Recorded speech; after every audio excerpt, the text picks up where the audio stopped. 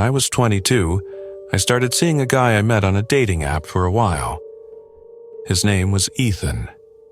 We went on about 4 dates over the course of a little over a month.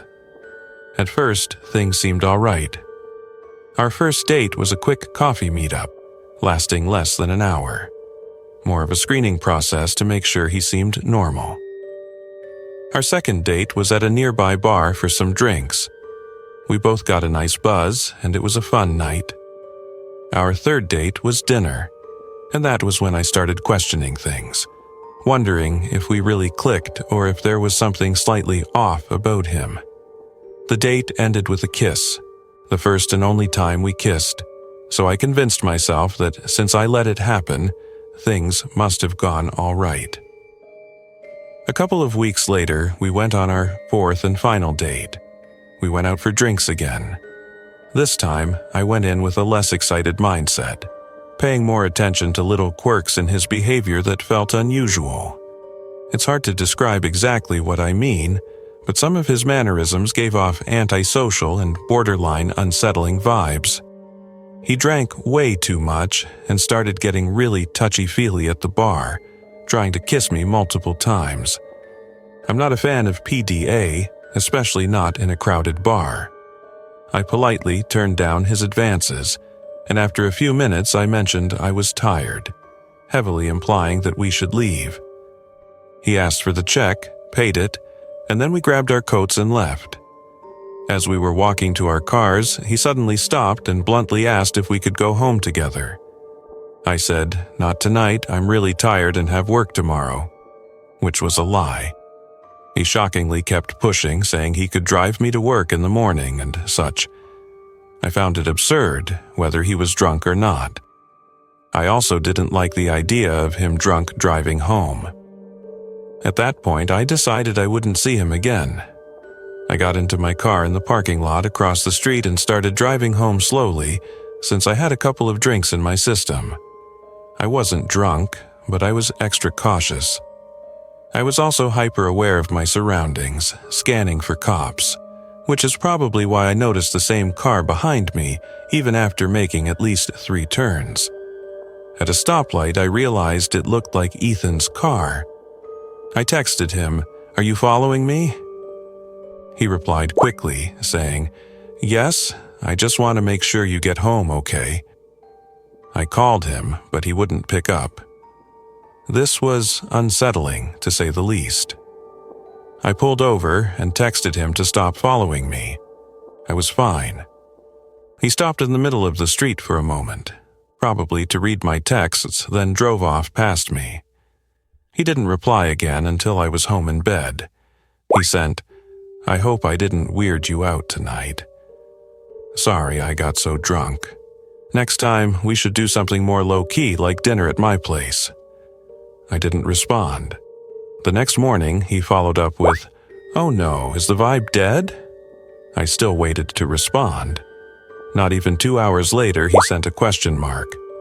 Finally, I decided to reply before it escalated further. I said, "Hey, I had a great time getting to know you, but I just think our personalities don't really click. I also really want to focus on myself right now.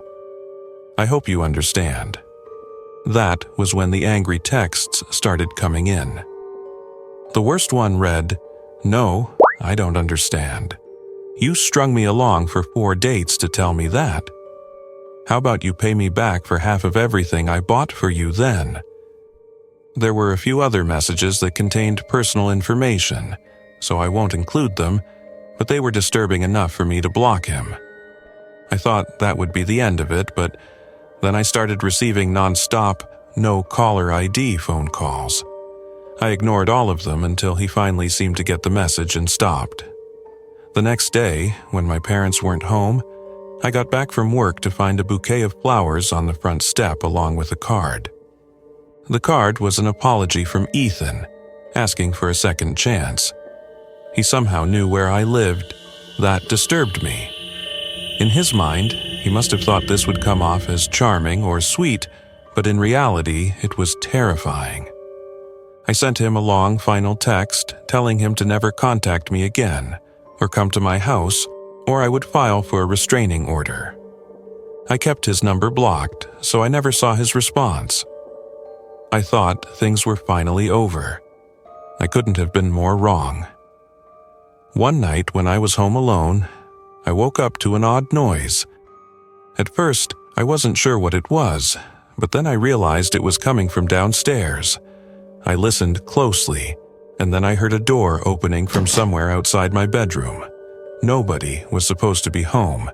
Even in my groggy state, I immediately thought intruder. I slid off my bed and shimmied underneath it before calling 911. I texted my family, asking if anyone was home. Then my bedroom door opened, and footsteps came up the carpeted stairs. Silence. My whole room was carpeted, so I couldn't hear any movement. Then I heard my dresser drawers opening. I held my hands over my mouth to quiet my breathing. My heart was pounding. I heard a man's voice mutter under his breath, "God damn it." In that moment, I thought, wait, that sounded like Ethan. I still didn't move. I heard more rummaging sounds as he went through my things. Then, the bed shifted slightly as he sat down. I could see the outline of 2 shoes through the bed skirt. Even in the dark, they were visible. He sat there for what felt like an eternity before standing up and whispering, "Foxing bitch." I heard him shut all the drawers, then his footsteps descended the stairs. I called 911 again, still whispering, and stayed under the bed until an officer arrived. The police searched the house and found that all the windows were unlocked. The dining room window, big enough for someone to crawl through, was open. I gave a statement, received a report number, and the officers left. The next day, my parents and I went to the police station with my report number, providing screenshots of messages, including him admitting he followed me home.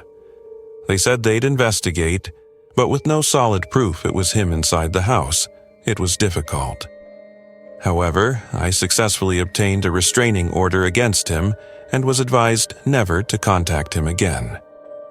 Thankfully, he never did. But until I moved out of my parents' house, I always felt uneasy, fearing he might still be lurking. Even today, I sometimes worry he might find out where I live.